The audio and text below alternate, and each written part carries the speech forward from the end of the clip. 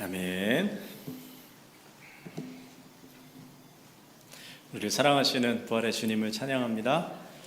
네, 한 주간 잘 지내셨어요?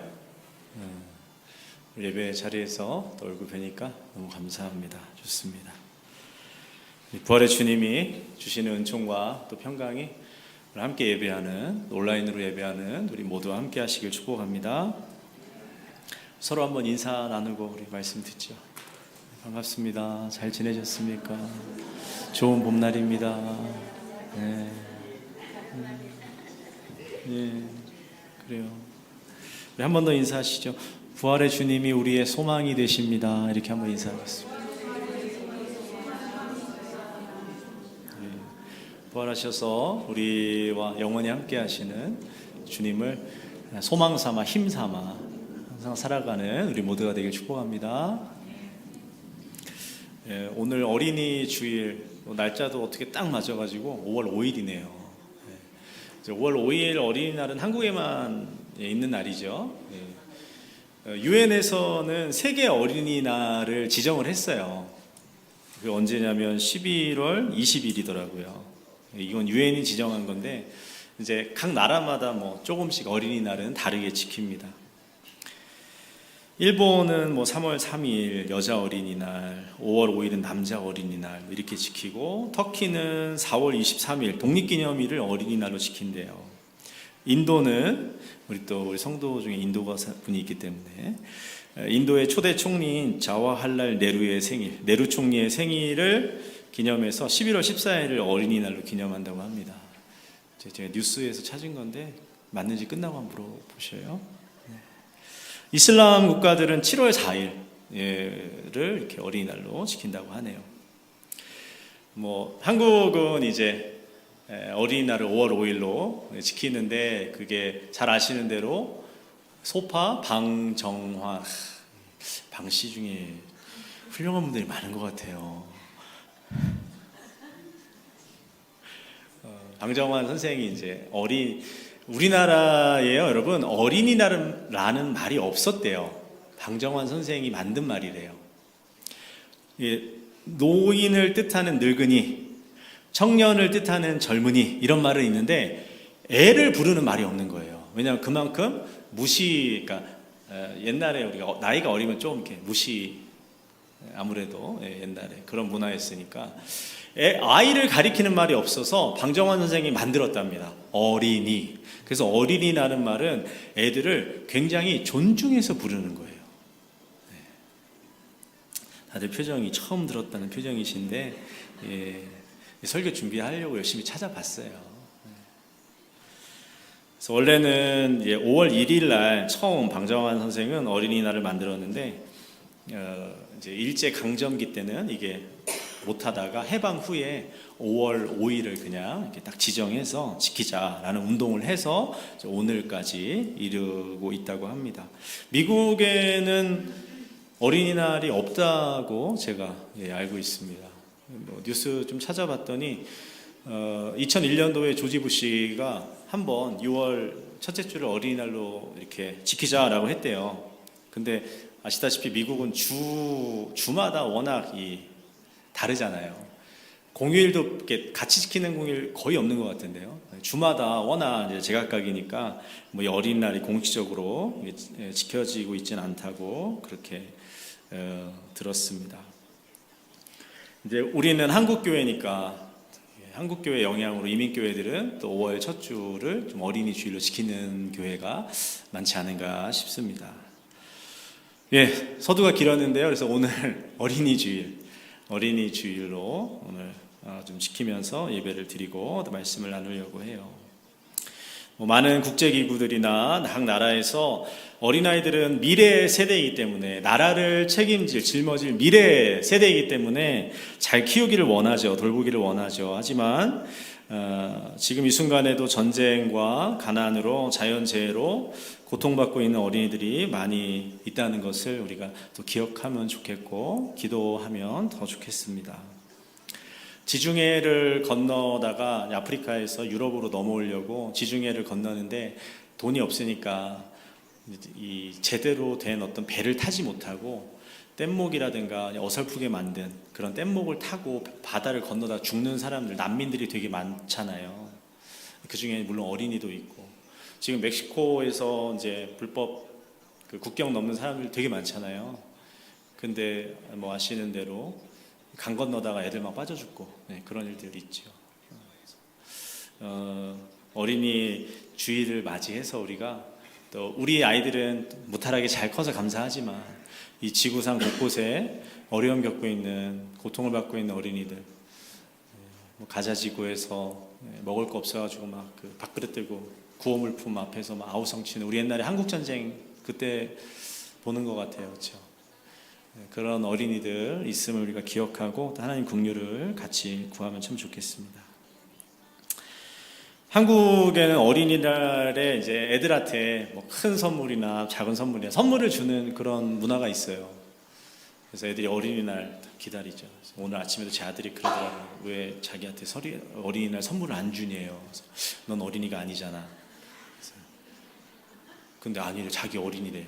자기가 지금 12살이기 때문에 13살부터 티네이저래. 그러니까 아직 틴이 안 들어가기 때문에 어린이라는 거예요. 할 말이 없더라고요. 일단 대충 넘겼는데 끝나고 뭐라도 해야 될 것 같아요. 이제 어린이날만 선물 주니까 이 얘기를 듣고 어떤 집사님이 얘기하시더라고요. 아니 나도 하나님의 어린인데 나한테는 선물을 안 주냐고, 나이 많은 집사님. 실례지만 저도 주님의 자녀인데 저한테는 선물이 없나요? 네, 농담으로 그러셨어요. 오늘 어린이 주일 맞이해서 본문에 이제 마태복음에 예수님이 어린아이를 예를 들어서 하시는 그런 말씀들 가지고 함께 은혜를 나누려고 합니다. 한국 사람들이 좀 큰 거를 좋아하는 그런 성향이 강한 것 같아요. 우리나라 이름에도 보면은 한국이 아니라 뭐예요? 대한민국이잖아요. 대한민국이라고 우리나라가 이름이. 공부를요, 국민학교, 초등학교부터 중학교, 고등학교 12년을 공부하거든요. 12년을 공부하는데 거기서 끝나지 않아요. 멈추지 않아요. 어딜 가야 돼요? 대학교를 가야 돼요. 이 다 대자가 들어가는 거거든요.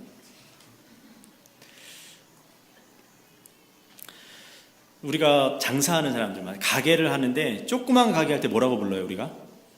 무슨 가게? 구멍가게. 그러니까 작은 거를 약간 좀 낮게 보는 그런 인식이 있는 것 같아요. 마트가 점점점 이렇게 이름이 높아지거든요. 처음에는 슈퍼마켓, 슈퍼맨 할 때 그 슈퍼예요. 무슨 마켓이 그렇게 슈퍼일 필요가 있을까요? 하이퍼마켓 이렇게 하다가 이제 이름을 그렇게 붙이는 걸 보면 이게 뭔가 큰 게 좋은 거, 커야 잘 되는 거, 이런 인식들이 있지 않나 싶습니다. 차도 작은 차보다는 큰 차 좋아하잖아요. 미국 와서 놀란 것 중에 하나는 차가 엄청 크더라고요. 야, 내가 저 차랑 부딪히면 살기 힘들겠다, 이런 되게 무서움이 들 정도로. 사람들이 큰 차를 점점 타는 것 같아요. 그래서 사고가 나도 나는 죽지 않겠다, 너는 어떻게 될지 모르지만 나는 최소한 죽지 않겠다는 이런 마음으로 막 큰 차를 타는 것 같아요. 한국 사람들 큰 차 좋아하거든요.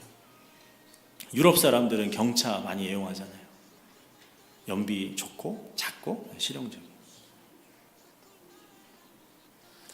뭐 이뿐만 아니에요. 뭐 집도 큰 집으로 이사 가는 게 잘 사는 거, 행복한 거, 성공한 거, 이렇게 여기는 정서가 한국 사람들이 좀 크게 있는 것 같다는 생각을 해봐요. 뭐 큰 것만 좋아하는 거 아니고요. 또 서열, 등수 매기는 거 한국 사람 좋아합니다. 우리나라 대한민국이 여러분 OECD 국가 중에서 몇 번째다, 이런 뉴스 많이 나오거든요. 좋은 쪽으로도 나오고 안 좋은 쪽으로도 나와요. 뭐 행복지수 OECD 중에서 얼마다, 고용 안정률, 제가 이거 찾다 보니까 세상에 성형수술 많이 하는 것도 우리나라가 순위가 높더라고요. 이런 순위를 참 따지는 거 좋아하는 것 같아요. 올해 파리올림픽 있는 거 아시죠? 올림픽에 나가서 우리나라 선수들 메달 따면 사실 여러분 금은동 셋 중에 하나만 따도 엄청 대단한 거잖아요. 전 세계에서 3등 안에 들었다는 거니까 은메달을 따든 동메달을 따든 대단한 건데, 우리나라 뉴스에서 이렇게 은메달 따거나 동메달 따잖아요. 그러면은 아깝게도 막 이렇게 보도를 하더라고요. 대단한 건데 1등을 좀 좋아하는, 최고를 좀 이렇게 가치 있게 여기는 그런 정서가 강해서 그런 것 같아요. 한국 사람들만 이런가, 원래 팔레스타인, 이스라엘 사람들도 우리랑 정서가 좀 비슷한 것 같습니다. 오늘 말씀해 보면 여러분, 예수님이 제자들과 함께 가시는데 제자들이 물어보는 거예요. 예수님한테 뭘 물어보냐면 천국에서 누가 가장 크냐고 물어봐요. 천국에서 누가 제일 큽니까? 1등입니까? 이걸 물어보는 거예요. 이 크다라는 단어가 그리스 말로 메가스인데 이건 서열, 지위를 가리키는 거죠.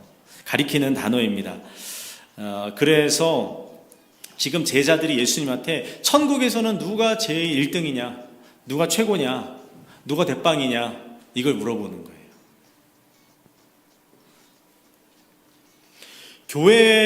우리가 교회에 다니는데 여러분, 교회끼리도 서열이 있을까요? 등수를 매길 수 있을까요? 제가 지난주 목요일 날 LA 총영사 만나는 이런 식사 자리를 갔다 왔어요. LA 총영사가 리노를 방문해서 이제 그 한인회에서 이렇게 만나는 자리가 있어 갔다 왔어요.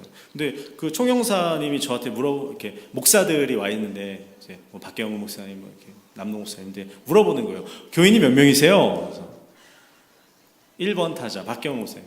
몇 명입니다. 저한테 교인이 몇 명이세요? 물어보면서. 그분은 이제 한인 커뮤니티의 규모를 좀 가늠해 보려고 물어본 거예요. 그런 것 같아요. 근데 저는 그 질문을 받는 순간에 제가 순간적으로 좀 위축되더라고요. 우리 교회 몇 명이 왜 순간적으로 좀 마음이 이렇게 위축됐을까 모르겠어요. 기도하면서 하나님 앞에서 잘 살펴봐야지 알 것 같은데, 여러분 교회도 혹시 그런 걸로 우리가 등수를 매길 수 있을까요? 교인이 몇 명이냐, 예산이 얼마냐, 이런 걸로? 아니면 교회 안에 여러분 직분이 서열이 있을까요? 직분, 장로, 목사, 권사, 집사, 안수집사, 서리집사, 성도, 이런 교회 안에 직분이 서열이 있을까요? 높고 낮고? 어제 새벽기도 말씀이 고린도전서 말씀이었는데 그 말씀해 보니까 그렇지 않더라고요. 하나님은 우리가 다 교회의 지체로서 정말 다 하나같이 소중하고 귀하다고 말씀하시더라고요.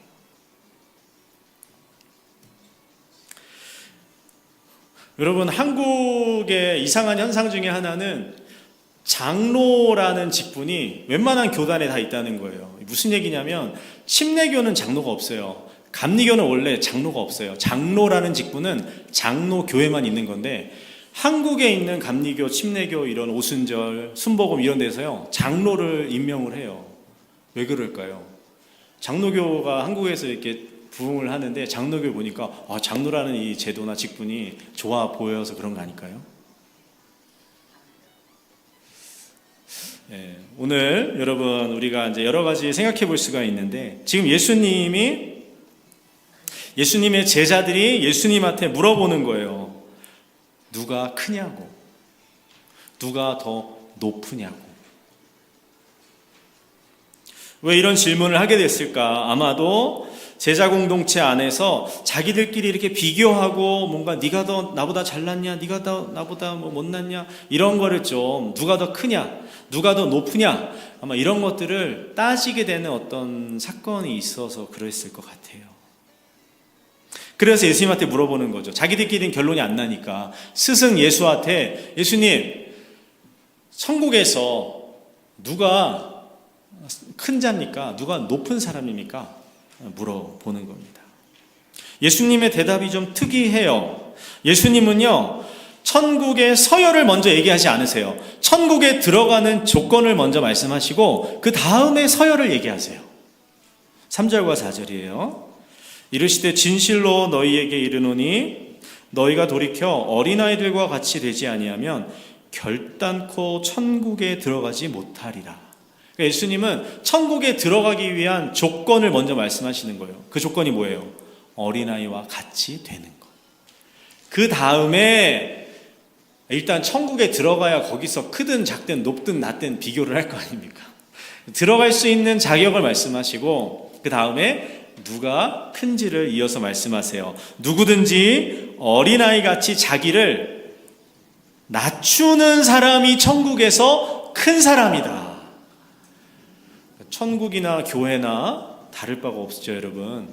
그러니까 어디서나 예수님을 믿는 이 신앙생활 하는 데 있어서는 자기를 낮추는 사람이 높은 사람이다. 큰 사람이다.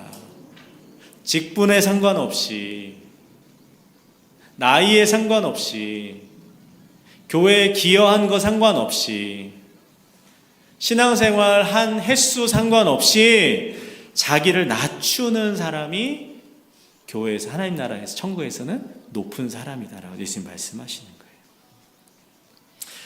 예수님이 자꾸 두 번이나 어린아이 같다, 어린아이 같이 돼야 된다 말씀하세요. 여러분, 어린아이 같이 된다는 건 그럼 무슨 의미일까? 어린아이라는 것은 파이디온이라는 이 그리스 말인데 약한 사람 또는 노예를 뜻하는 단어예요. 교회에서는, 천국에서는 약한 사람, 심지어 다른 사람의 종, 노예의 자리를 자처하는 사람이 큰 사람이라고요. 훌륭한 사람이라고. 목사가 아무리 목사면 뭐예요? 약한 자리에, 다른 성도들 섬기는 자리에 내려가지 않으면 그 목사라는 지위가 무슨 의미가 있냐는 거예요. 천국에서, 하나님 앞에서. 장로, 권사, 집사 다 마찬가지겠죠. 내가 약한 자가 되는 거, 내가 다른 사람의 종이 되는 거, 여러분, 이것이 어린아이가 되는 것이다. 오늘 예수님 말씀하셔요. 여러분, 이것은 힘이 없다, 지위가 낮다는 그런 뜻도 있는 거예요. 문자적으로. 교회에서 힘이 없는 게 좋아요? 힘이 있는 게 좋아요? 내가 무슨 말 하면 사람들이 잘 따라주고 들어주고, 아, 그렇게 하자고, 아니면 그렇게 막 움직이고, 이게 좋아요? 아니면 내가 말하면 사람들 그냥 꽃방귀 끼고 들은 채 많지 않은 게 좋아요? 재직회 발언권 할 때 발언권이 있는 게 좋아요? 없는 게 좋아요? 여러분, 어린아이가 된다는 건 힘을 잃어버리는 거예요. 힘을 갖는 게 아니라. 예수님이 이런 사람이 교회에서, 천국에서는 큰 자다, 높은 자다 라고 말씀하시는 거예요. 그래서 예수님이 지금 어린아이와 같이 낮추는 이 말을 우리가 종합해 본다면 천국에 들어가는 조건이란 뭐겠어요? 가장 천국에서 높은 사람이라, 천국에 들어가는 사람이 어떤 사람이냐? 힘을 추구하고 권력을 잡고 높은 자리에 오르려고 하는 욕망을 거부하는 사람이에요. 다른 사람보다 높아지기를, 다른 사람 위에 군림하기를, 다른 사람을 조종하기를, 그것을 포기하는 사람이 어린아이 같은 사람이에요. 저도 여러분을 조종하고 싶어요. 찬양할 때 여러분들을 막 박수치게 하고 싶어요. 그래서 점점 템포가 빠른 찬양을 고르고 있어요.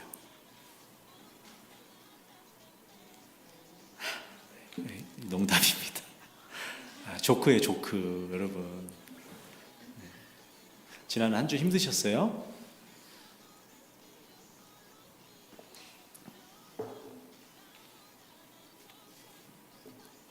우리가 그런 유혹에 시달리거든요. 가족끼리 살 때도 내 자식을 내 마음대로 이렇게 컨트롤하고 싶거든요. 왜 내 부인이 내가 원하는 대로 안 해주나 짜증내거든요. 왜 남편이 내가 좀 바라는 대로 철도 좀 들고 좀 신앙생활도 좀 잘하고 이랬으면 하는 이런 마음들이 있는 그런 마음들. 근데 여러분 가정일수록 교회에서도 마찬가지잖아요. 목사가 좀 내가 원하는 대로 이렇게 해줬으면 좋겠고, 왜 목사는 이 말을 안 들어 먹을까? 여러분 그게 우리가 신앙생활하면서 살아가면서 경험한 유혹이에요. 유혹. 본능이에요. 우리는 본능적으로 다른 사람을 바꾸고 싶어 해요. 다른 사람을 내가 원하는 거에 맞추고 싶어 한다고요. 근데 그게 오늘 예수님 말씀하시는 어린아이 같이 되는 것과 정반대되는 거예요.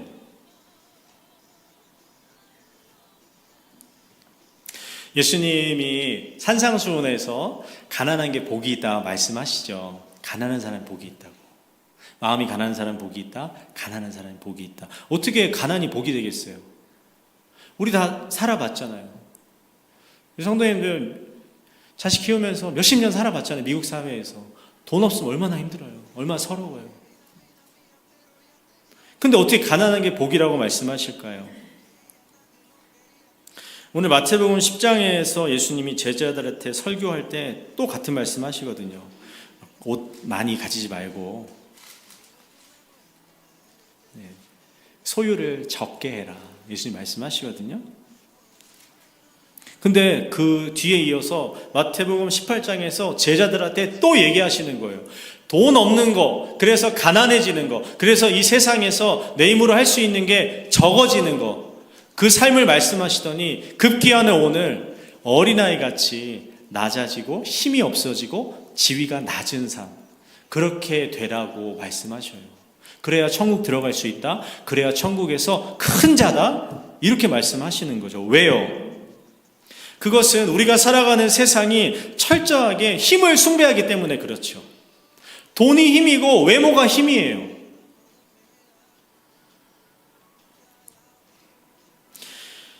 돈이 없으면, 힘이 없으면 우리는 세상에서 무시당해요. 다른 사람한테 이용당하고 짓밟혀요. 그래서 싫은 거죠. 할 수만 있으면 힘을 갖고 싶은 거예요. 내가 너한테 꿀리지 않아? 내가 너한테 지지 않아? 나는 너가 마음대로 할 수 없는 그런 존재야. 그런 사람, 힘 있는 사람이 되고 싶어 한다고요. 세상은 우리를 자꾸 그런 사람이 되라고 부추겨요. 왜 그렇게 성공하고 싶고, 왜 그렇게 돈 많고 싶어요? 왜 그렇게 자식 잘 키우고 싶어요? 우리 마음에 근본적인 욕망이 따로 있는 거거든요. 예수님 그걸 말씀하시는 거예요. 우리가 사는 이 세상은 그것을 추구하고 그것을 향해 쫓아가고 달려가도록 그렇게 부추기는 세상인데, 그런 세상에서 내가 힘이 없는 사람, 무시당하는 자리로 내려가는 거, 예수님 그걸 말씀하시거든요. 왜요? 그때에 우리가 하나님을 오롯이 의지할 수 있기 때문에 그래요. 돈을 가지고 있으면 하나님 잘 의지가 안 돼요. 냉장고에 먹을 게 꽉 차 있고 차에 기름이 꽉 차 있으면 여러분 마음이 이렇게 하나님 의지하는 마음이 잘 안 생기거든요. 차에 노란불이 딱 기름 노란불이 들어오면 그때부터 어떻게 돼요? 이 차가 언제 쓸 건가 막 그러면서 어떻게 되는 거예요? 마음이 가난해지는 거거든요. 돈이 없어서 내가 서럽고 서글프고 그러면 하나님을 찾고 의지하게 되는 마음으로 이렇게 기울거든요. 마음이. 그게 천국에 들어갈 수 있는 마음 상태라는 거예요. 하나님이 필요 없는데 천국에 들어가서 뭐 하실 거예요? 내 인생에서 하나님 없이 잘 살 수 있는데 천국에 왜 들어가요 우리가? 하나님을 없으면 못 사는 마음, 주님 나는 주님 없으면 못 살아요, 이런 마음을 가진 사람들이 천국에 들어가거든요. 그런 마음이 어린아이 같은 마음이라고 오늘 예수님 말씀하시는 거예요.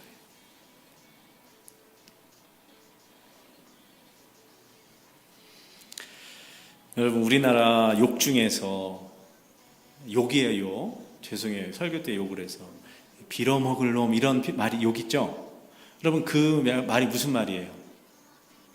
자기 혼자 스스로 밥 벌어먹고 살지 못하고 누군가의 빌붙어서 빈대처럼 얻어먹고 사는 그런 놈이 되라는 욕이거든요. 빌어먹을 놈이라는 게 굉장히 안 좋은 욕이죠. 근데 그 욕 속에 뭐가 담겨 있어요? 우리는 누군가를 의존해서 살아가는 것을 굉장히 자존심 상해하고 싫어한다는 거예요. 그러니까 그런 욕을 하겠죠. 그런데 예수님은 오늘 우리가 하나님만을 온전히 의존하게 되는 그 상태, 그 마음의 상태가 어린아이 같은 상태인데 그 마음을 갖지 않으면 천국에 갈 수 없고 그런 마음으로 살아가는 사람이 천국에서 큰 사람이라고 말씀하시는 거예요. 물론 저도 또 우리 성도님들도 진짜 실제적으로 그렇게 빌어먹는 그런 삶을 살길 원하진 않죠. 그러나 교회 안에 우리가 그런 어려운 형편에 있는 사람은 물론 사랑하고 돕고 끌어안고 해야 되죠. 뭘 얘기하는 거냐면 다 빌어먹을 사람이 되라는 게 아니라 우리의 마음의 상태를 얘기하는 거예요. 마음의 상태를. 마음의 동기, 마음의 욕망이 다른 사람에게 의지하기 싫어하는 그 이유가 뭐라고요?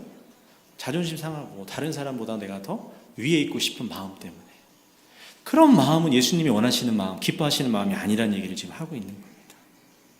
여러분, 예수님의 삶을 생각해 보세요. 예수님 이 땅에 사시는 동안에 예수님이 힘이 있었나요?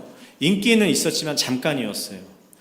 오병이어 기적 행하고 병자 고쳐줄 때 잠깐 인기 있었는데 예수님 십자가에 죽으실 때 봐요. 사람들이 얼마나 예수님 모욕하고 무시하고 핍박해요. 예수님 결혼 안 하셨어요. 자식 없었어요. 예수님 집안도 가난했어요. 목수였거든요, 아버지가. 아버지가 목수면 이스라엘에서 목수, 양치기 이런 직업은요, 제일 낮은 사회에서 직업이에요. 예수님은 별로 이 땅에 사시면서 힘이 있다거나 돈이 있다거나 아니면 높은 지위나 명예가 이런 걸 가지신 분이 아니었어요. 오히려 십자가에서는 아주 무력하게 죽음을 당하시잖아요. 로마 군인들의 그 채찍에 창에 무참하게 그냥 당하시잖아요.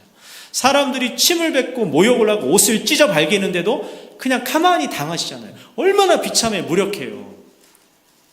우리가 믿는 예수님은 그 길을 가셨잖아요. 왜요?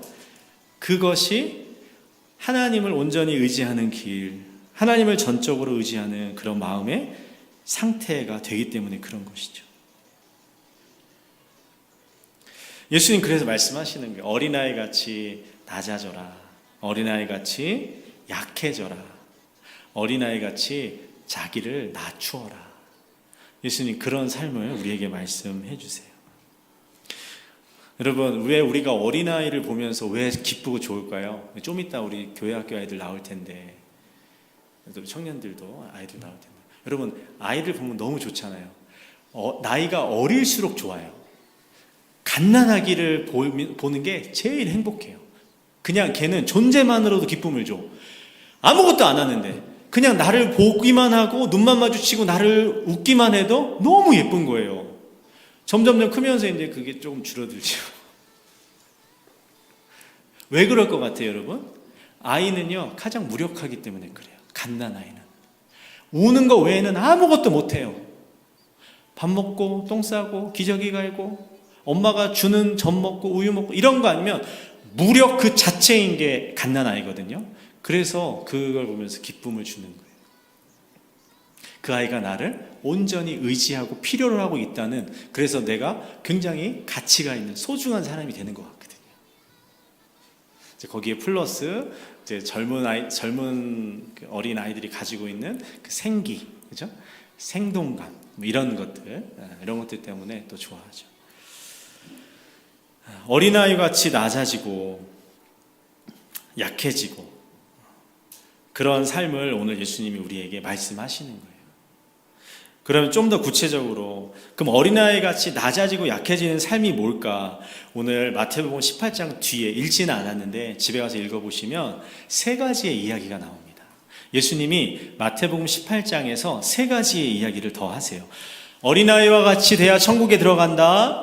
어린아이 같이 자기를 낮춰야 천국에서 큰 사람이다. 이 말씀을 하시고 뒤이어서 세 가지를 얘기하신다고요. 첫 번째는 6절부터 10절까지예요. 여기서 무슨 말씀하시냐면 어린아이 같이 약한 사람들 상처 주지 마라. 실족하게 하지 마라. 그 얘기를 하세요. 두 번째로 12절부터 14절까지는 잃어버린 양 한 마리를 귀중하게 여기는 사랑에 대해 말씀하셔요. 15절부터 마지막 35절까지는 형제를 끝까지 용서하는 사랑에 대해 말씀하세요. 그러니까 문맥상에서 보면 어린아이 같이 된다는 삶은 어떤 삶이냐? 어린아이 같이 나를 낮추는 신앙은, 믿음은 무엇이냐? 세 가지라는 거예요. 나보다 약한 형제에게 상처 주지 않는 거, 다른 사람에게 상처 주지 않는 거. 두 번째는 뭐예요? 잃어버린 형제를, 잃어버린 양을, 잃어버린 영혼을 귀하게 여기는 마음. 이게 어린아이 같은 삶이고, 마지막으로 다른 사람을 끝까지 용서하는 거. 그게 어린아이 같은 신앙이라는 거죠. 우리가 교회 안에 보면 다양한 사람들이 모이잖아요. 나보다 연약한 사람들이 꼭 있어요. 나보다 덜 배운 사람도 있죠. 나보다 적게 소유한 사람들도 있어요. 나보다 믿음이 좀 연약해서 시험에 잘 들고 상처를 잘 받는 사람들이 있다고요. 연약한 사람들이 있거든요. 근데 이 사람들을 어떻게 하는 거예요? 무시하거나 내려보거나 이 사람들을 위해 군림하려고 하지 않는 거. 여러분, 이 사랑을, 이 삶을 예수님 지금 어린아이 같은 삶이라고 말씀하시는 거예요. 여러분, 붕어빵이라고 한국에 가면은 겨울에 이렇게 안에 팥이나 그다음에 슈크림 들어가가지고 빵, 케이크 같은 거 이렇게 팔아요. 진짜 맛있어요. 붕어빵 장사를 하는 분의 이야기를 어떻게 제가 우연히 읽게 됐어요. 붕어빵을 이분이 파는데요, 3개에 1,000원, 1개에 300원이에요. 3개에 1,000원이면은 1개로 하면은 한 333원 이렇게 되잖아요. 근데 1개는 이제 사면은 300원이에요. 좀 싸게 파는 거예요. 보통은 많이 사야 싸게 해주는 게 조금 100원이라도 깎아주잖아요. 근데 이분은 거꾸로 하는 거예요. 1개 사면 더 싸게 주고 많이 사면 비싸게 파는 거예요. 궁금해가지고 물어봤대요. 아니, 사장님, 붕어빵을 어떻게 많이 사는데 돈을 더 받으세요? 물어봤더니 그분이 그러시더라고요. 붕어빵을 하나 사 먹는 사람은 가난한 사람이기 때문에 이 사람한테는 싸게 판다는 거예요. 한 번에 5개, 10개 사는 사람은 돈이 있는 사람이기 때문에 비싸게 판다는 거예요. 여러분, 제가 놀랐어요. 붕어빵 하나를 파는 사람도 이런 철학을 가지고 팔더라고요. 어떤 철학이요? 가난한 사람을 배려하고 돌보는. 와, 진짜 우리가 교회 안에서 우리가 우리 나보다 좀 연약하고 부족한 사람들을 우리가 더 배려해야 되지 않을까, 제가 이런 도전을 받았어요. 예수님 이어서 말씀하세요. 잃은 양 한 마리를 귀하게 여겨라. 그런 게 어린아이 같은 마음이다라고 말씀하시거든요. 잃은 양 하면 이제 첫 번째는 예수 믿지 않는 사람, 교회 안 다니는 사람을 생각할 수 있는데, 오늘 말씀의 문맥 가운데서 이 말씀을 해석해 보면 잃은 양이라는 것은 어린아이처럼 되기를 거부하는 사람이에요. 난 약해지기 싫어. 내가 왜 자존심 상하게 저 사람보다. 어린아이가 되기를 거부하는 사람이 교회 안에 잃은 양이에요. 교회 안에 있지만 신앙생활을 하지만 예수님 믿고 따른다고 하지만 예수님처럼 예수님을 따르는 게 아니라 예수님과 정반대로 힘을 추구하고 돈을 추구하고 권력을 추구하는, 높아지기를 추구하면서 예수님 믿는 거, 이게 잃은 양이거든요. 어린아이 같은 삶이 아닌 거예요. 그래서 예수님 뭐예요? 어린아이 같이 되는 것을 자존심 상하고 비참하고 괴로울 수 있지만 그것을 거부하지 말라고, 거부하는 순간 잃은 양 된다고 말씀하시는 거죠. 마지막으로 형제를 용서하는 게 어린아이같이 낮아지는 삶이다 말씀하세요. 여러분, 용서하지 않는 마음은요, 어떤 마음이냐면, 저 사람이 나 잘못했어요. 그러면은 그것을 내가 마음속에 품고 있다가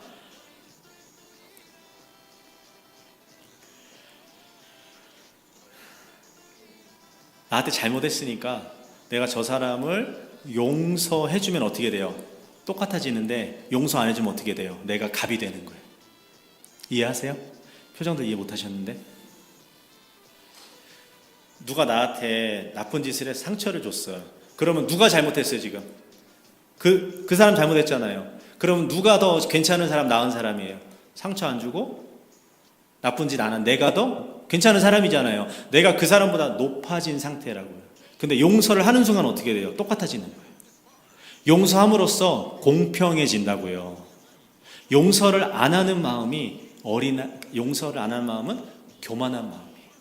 내가 그 사람보다 도덕적인 우위에 있겠다는 거예요. 너는 인간 말종, 너는 사람 아니야. 나는 너보다 괜찮은 사람이야. 용서를 하는 순간 그걸 포기해야 된다니까. 예수님 뭐라고 말씀하시는 거예요? 용서하래요. 끝까지 용서하래요.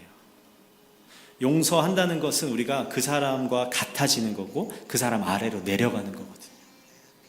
난 죽어도 그 사람은 용서 못하겠다. 여러분 이런 사람 있으세요? 있겠죠. 인생 오래 살았고 또 여기서 여러 가지 일들이 있었으니까 그런 일이 있으셨겠죠. 근데 예수님 뭐라고 말씀하시는 거예요? 그래도 성령의 도우심을 힘입어서 용서를 힘쓰라는 거죠.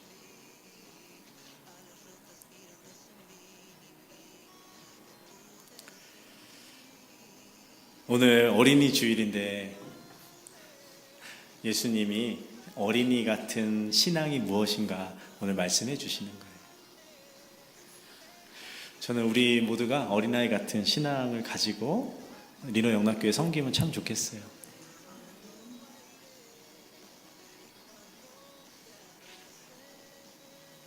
하나님 사랑하는 우리 성도 여러분, 우리가 정말 나보다 연약한 사람, 믿음이 연약하건 몸이 연약하건 또 경제적으로도 연약하건 어떤 부분에서 연약하건 우리가 연약한 우리 교우들, 다른 성도들을 정말 잘 배려하고 사랑하고 섬기며 살아가는 그런 어린아이 같은 교회, 신앙이 되면 참 좋겠어요. 다른 사람한테 나를 대접하라고 나를 섬기라고 요구하는 게 아니라 내가 다른 사람을 이렇게 섬기고 대접하는 그런 신앙을 가지고 살아가면 참 좋겠어요. 나에게 깊은 상처와 모욕을 준 사람들을 용서할 수 있는 그런 어린아이 같은 신앙을 우리 모두 가지고 주님을 잘 따라가기를 주님의 이름으로 축원합니다.